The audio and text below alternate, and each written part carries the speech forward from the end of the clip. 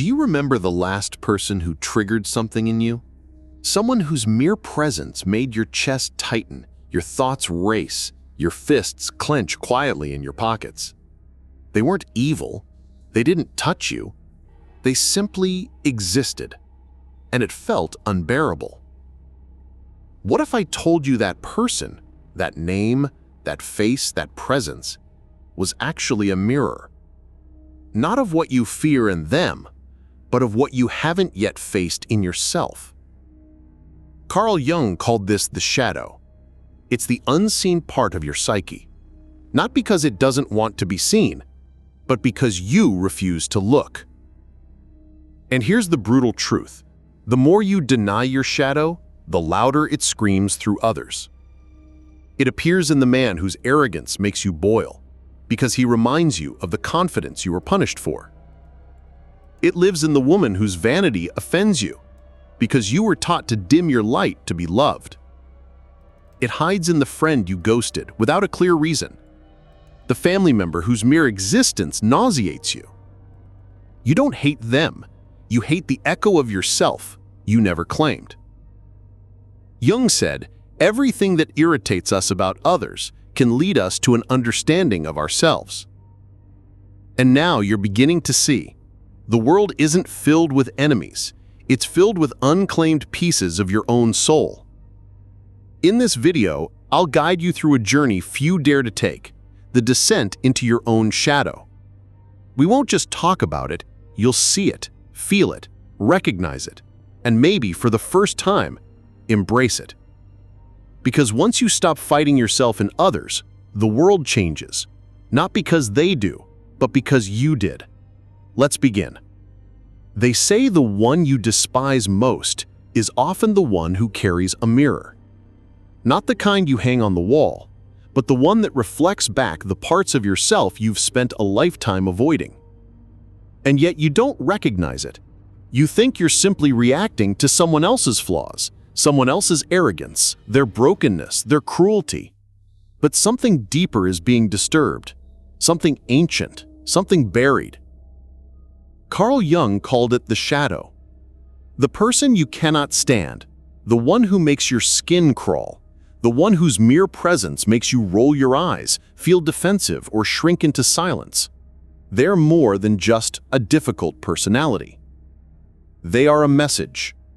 From you to you. The voice that shakes you the most isn't theirs. It's yours, echoing from the dark corridors of your psyche, from places you've shut off, labeled unworthy, dangerous, or shameful.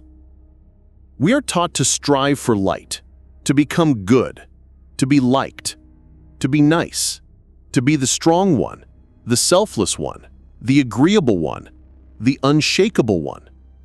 But what if the cost of being liked is never being known? You don't hate them because they're evil. You hate them because, in some twisted, uncomfortable, unwanted way, they are you. Or more precisely, they are the version of you you swore you'd never become. The selfish one, the needy one, the loud one, the manipulative one, the weak one, the emotional one, the one that takes up space. It's not their traits that upset you. It's what those traits trigger inside of you. We're not here to point fingers. We're here to hold the mirror. Because if you never face what you've hidden, you'll spend the rest of your life haunted by it, projecting your pain onto others, entering relationship after relationship, hoping to be understood while continuing to misunderstand yourself. So let's go in. Let's walk toward that storm instead of running from it. Let's meet the version of you that you buried so long ago it stopped knocking and started screaming. This isn't about blame. It's about reclamation. And once you begin to see it, you'll never unsee it. The person you hate the most might be the one carrying the key back to yourself. There's a silence that lives beneath the surface of most people's lives. Not the kind you hear, but the kind you feel. A kind of invisible fog that hovers just outside of language. It's there when you wake up and don't know why you feel heavy. It's there when you smile out of politeness, but your chest tightens in protest. And it's especially there when the room gets quiet, when the noise stops and you're left alone with yourself. That's when the fog thickens. Carl Jung once wrote that people will do anything, no matter how absurd, to avoid confronting their own soul. He wasn't condemning us, he was describing our suffering. We've mastered distraction. We scroll, we perform, we pretend. We build entire personalities that look like success, but feel like emptiness. And the strange part is, the more convincing we become at the performance, the more estranged we feel from something essential within us. We call it burnout, we call it anxiety, we call it being overwhelmed. But often, it's simply the soul knocking, trying to be heard beneath the noise. That ache you feel when everything is fine, but you're not. That restlessness that doesn't go away no matter how much you accomplish. That feeling that maybe, just maybe, you've built a life around someone you were never meant to be. This isn't depression. This is disconnection. Jung believed that the self, your truest center, is always trying to emerge, even when the ego resists it, especially when the ego resists it. And that emergence is rarely quiet. It comes as tension, as dissatisfaction, as an invisible war between the roles you play and the truth you suppress. And the longer you run from it, the more exhausted you become. Not just physically, spiritually. People think exhaustion is solved by sleep, but no amount of rest can restore the soul that's been silenced. You can sleep for 12 hours and still wake up tired if your spirit never had a place to breathe. We don't talk about this kind of tired, the tired that comes from pretending, from smiling when you want to scream, from carrying responsibilities that aren't yours, from living a story that was handed to you, not one you authored. But what if that ache, what if that fog is not a flaw in you, but a compass? What if it's trying to point you somewhere deeper? Jung believed the symptoms we avoid are often the doorway to our healing, that if we dared to sit with the discomfort, not judge it, not fix it, but just be with it, something would begin to shift. Because the soul doesn't speak in words. It speaks in symbols, in synchronicities, in feelings that don't make sense on paper, but feel true in your bones. And that's why modern life feels so empty sometimes. Because we've built it around logic, around evidence, around productivity, and left no space for mystery, for poetry, for soul. The deepest parts of you are not linear. They're layered, fluid, intuitive. And when you ignore that part of you for too long, life begins to lose color. You function, you survive, but you no longer feel alive. And you start to forget what it felt like to laugh without monitoring how you look, to speak without editing your truth, to cry without apologizing, to love without holding back. You start to forget what it felt like to be whole. Jung said that wholeness is not achieved by cutting off parts of yourself, but by integrating them, even the ones you were taught to hide, especially those. So if you're feeling lost, if you're feeling off, if nothing you do seems to bring that sense of peace anymore, maybe it's not because you're broken. Maybe it's because your soul is trying to lead you back to yourself. Not the curated version of you, not the expected one, the real one, the one that remembers. And that journey, that remembering isn't a straight line, it's a spiral. You'll revisit the same lessons with deeper awareness. You'll heal in layers. You'll be cracked open, not once, but again and again, and each time, more of your essence will return. Not everyone will understand. Some people will miss the version of you that made them comfortable. Others will resent the light in you that exposes their own shadows. Let them. Your healing is not a betrayal. Your truth is not a threat. Your awakening is not a phase. It's the beginning of your return.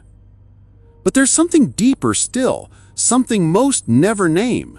It's not just that you've been wounded, it's that you've been silently watching your own collapse, trying to hold it together while no one else noticed.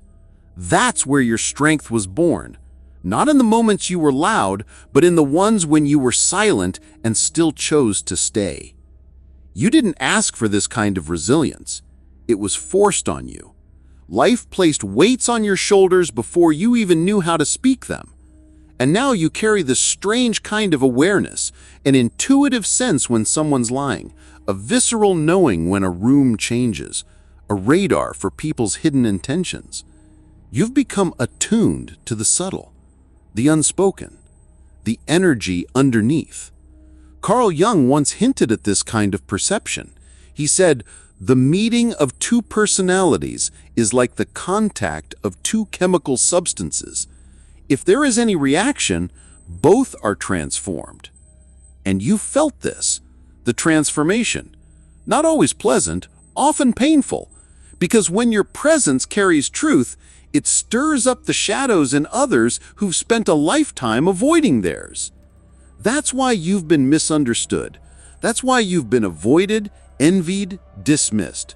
Not because you were too much, but because you reflected too much. Your existence made others confront what they'd buried. And instead of gratitude, they offered silence. Or worse, rejection. But here's what they never understood. You weren't trying to expose them. You were just being real. And in a world that worships appearances, your truth became offensive. So you learned to dim, to soften your voice, to round your edges, to apologize for simply existing fully. But something in you kept burning, a slow fire, a sacred defiance, the refusal to abandon yourself. There is a part of you that has always known you were not born to be palatable. You were born to be whole. And wholeness, real wholeness, requires intention.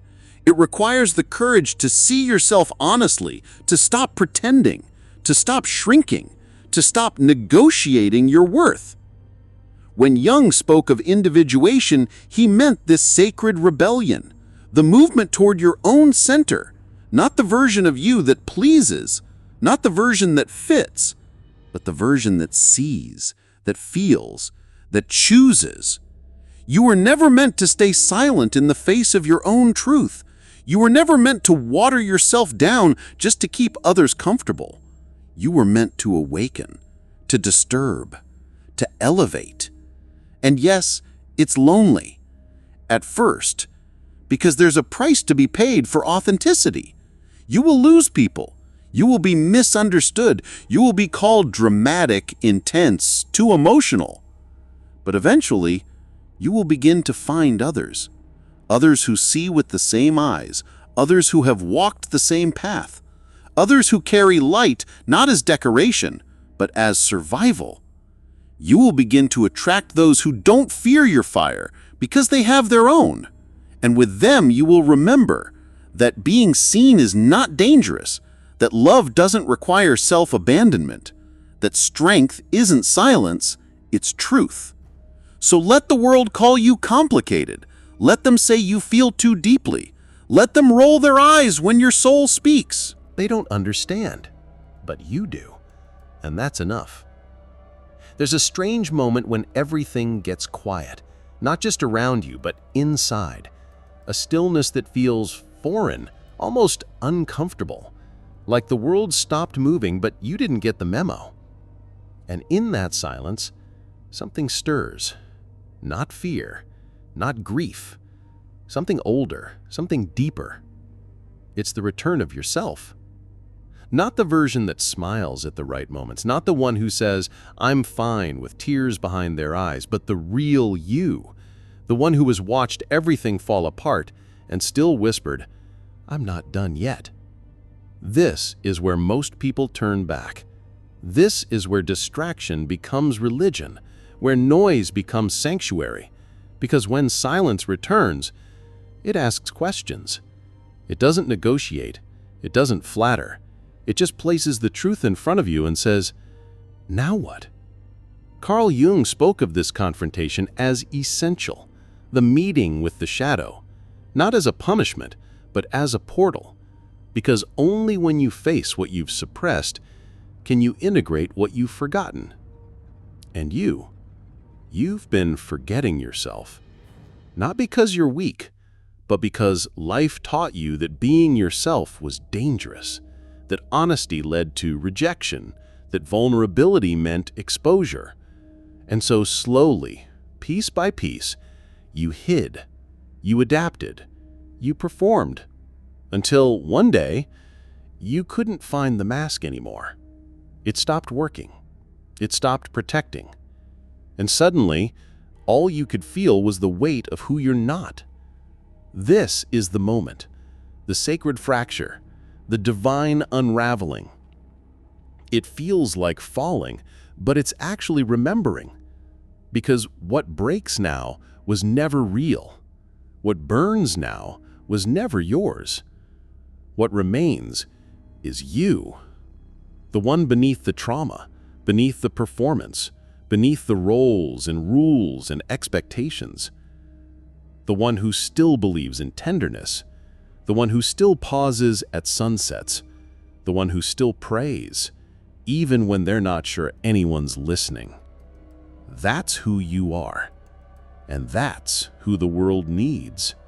Not the version of you that's easy to digest, but the version that's honest enough to disrupt. Because healing isn't quiet, it's messy, it's inconvenient. It ruins timelines and exposes false peace. But it's worth it. Because on the other side of all this falling is flight.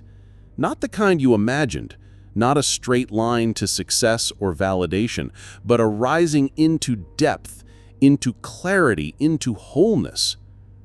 When Jung described individuation, he was talking exactly this, the long descent into the parts of yourself you thought were broken, only to find they were just waiting to be held. You don't need fixing. You need remembering. The soul never needed permission.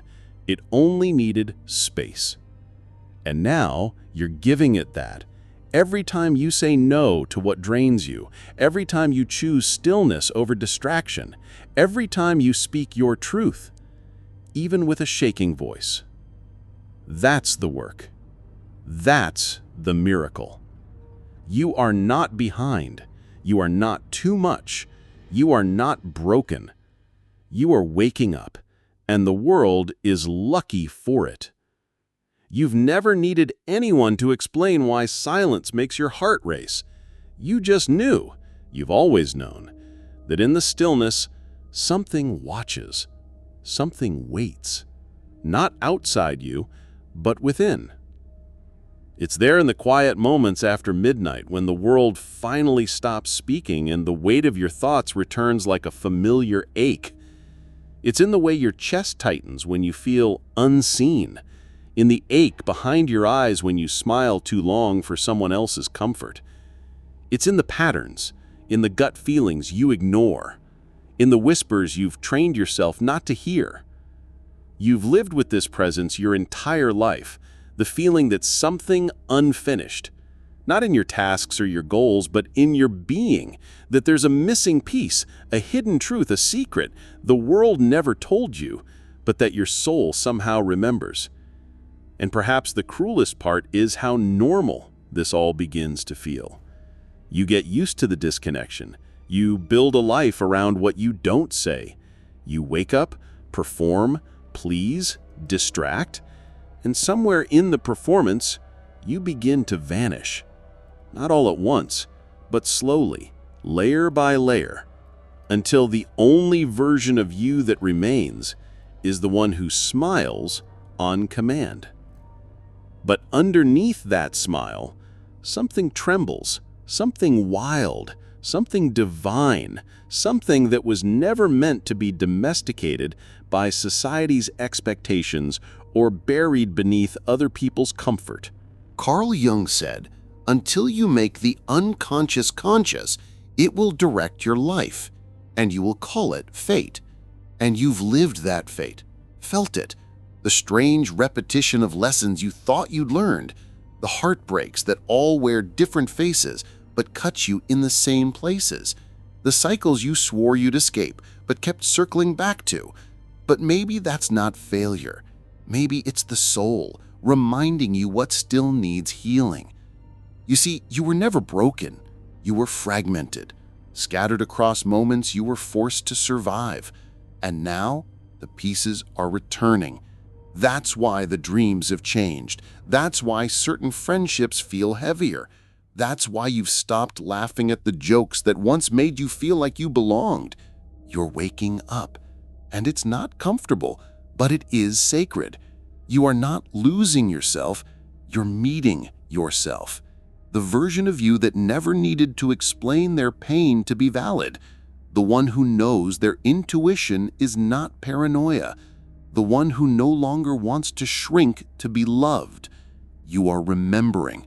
And in that remembering, you are rewriting the story. Because here's the truth. The people who hurt you didn't see you. And the world that tried to mold you didn't understand you. But your soul never left. It waited. Through the silence, through the disconnection, through the years you spent calling your numbness peace, it waited.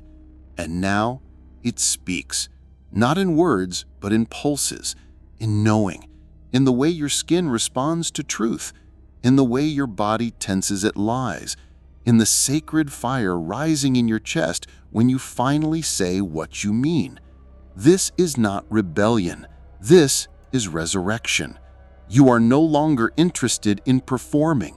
You are here to feel. You are no longer obsessed with looking whole. You are here to be real. And for the first time in your life, you're not afraid of your own power. Because you've tasted what self-abandonment feels like, and now you choose differently. You choose the quiet strength of integrity. You choose the uncomfortable clarity of honesty. You choose yourself, fully, unapologetically, completely. And that changes everything. Because when a soul returns to itself, the world around it trembles. The illusions fall away. The fake connections dissolve. The meaningless pursuits lose their shine. You begin to see with new eyes. You stop chasing, start attracting. You stop performing, start existing. You stop shrinking, start expanding. And people will notice. Some will fear you, some will envy you, some will try to pull you back into the old patterns. But you'll feel it in your bones. You've crossed a line within yourself that you cannot uncross. You've looked into your own shadow and didn't flinch. And now you carry something unshakable. Not arrogance, not perfection, but presence. That quiet, grounded awareness that no one can manufacture and no one can steal. And if you feel alone in this, you're not. There is a tribe of souls scattered across the globe who are waking up just like you, who've stopped chasing superficial light and instead turned inward, who've chosen to listen, not just what's loud, but what's true. You are not too much. You are not too sensitive. You are not too late. You are exactly where you need to be. And if this message found you, it's not by accident. It's because something in you is ready, ready to return, ready to release, ready to reclaim. So let this be your sign. Stop seeking who you were. Start honoring who you are becoming. And if no one has told you lately, you are seen, you are sacred, you are still on time. And if your soul is whispering, if your heart feels like it's beating differently after hearing this, if something deep within you just exhaled for the first time in years, then I ask you this: don't let this moment fade. Don't go back to sleep.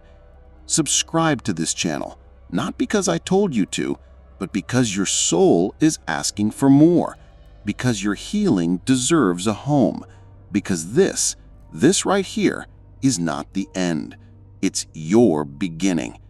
Let's walk this path together, one truth at a time, one breath at a time, until you remember You were never lost, just waiting to come home.